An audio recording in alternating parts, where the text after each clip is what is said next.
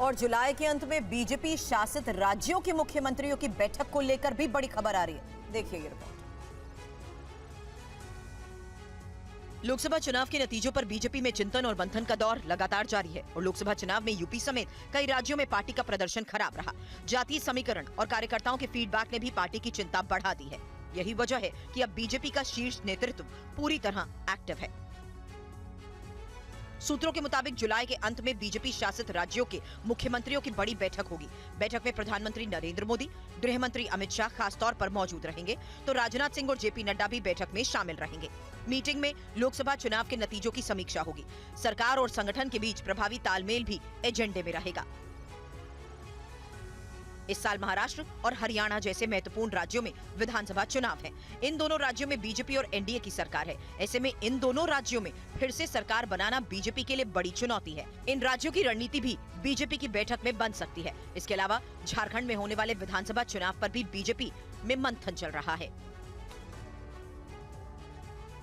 पश्चिम बंगाल में नेता प्रतिपक्ष शुभेंदु अधिकारी ने कहा है कि हम नहीं कहेंगे सबका साथ सबका विकास, राष्ट्रवादी मुस्लिम जैसा कुछ नहीं है। शुभेंदु के इस बयान से दिल्ली से लेकर कोलकाता तक सियासी उबाल आ गया है। हिंदू বাঁচাবো, সংবিধান বাঁচাবো আর বলবো আমিও বলেছি রাষ্ট্রবাদী মুসলিম, আপনারাও বলেছেন सबका साथ सबका विकास। আর বলবো না, বলবো जो हमारे साथ हम उनका साथ, जो हमारे साथ हम उनका साथ, सबका साथ सबका विकास।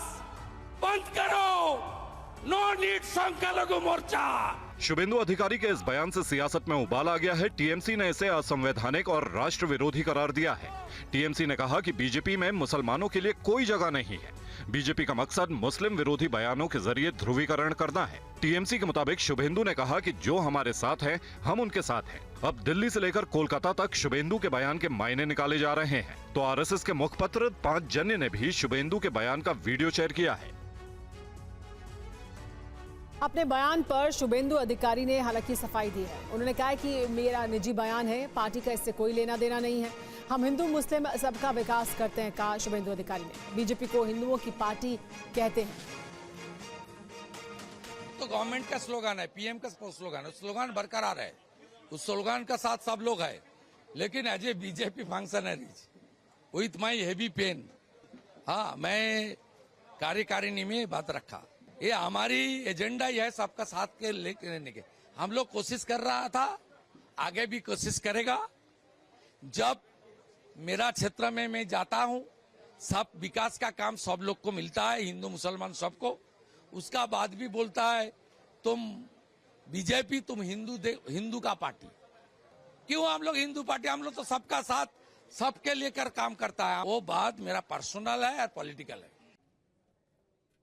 हालांकि आज बड़ी खबर आई जब मुसलमानों की बढ़ती आबादी पर असम के सीएम हेमंता बिस्वा शर्मा ने चिंता जाहिर की और हेमंता ने कहा कि आबादी की वजह से वो रोज संघर्ष कर रहे हैं। मेरे लिए ये जीना और मरने का मुद्दा है, इसलिए मैंने उसका साथ दिया, हर दिन संघर्ष करता हूं। असम के सीएम हेमंता बिस्वा शर्मा ने यह बड़ा बयान दिया है। राज्य में मुस्लिमों की बढ़ती आबादी को लेकर उन्होंने कहा है कि उनके लिए सबसे बड़ा मुद्दा यही है।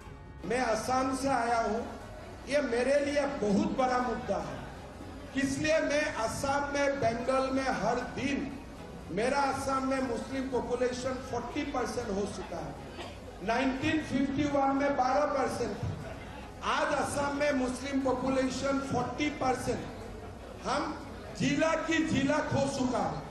तो मेरे लिए ये मुद्दा पॉलिटिकल नहीं है, मेरे लिए ये जीना और मरने का मुद्दा है, इसलिए मैंने उसका साथ ही हर दिन संघर्ष करता हूं।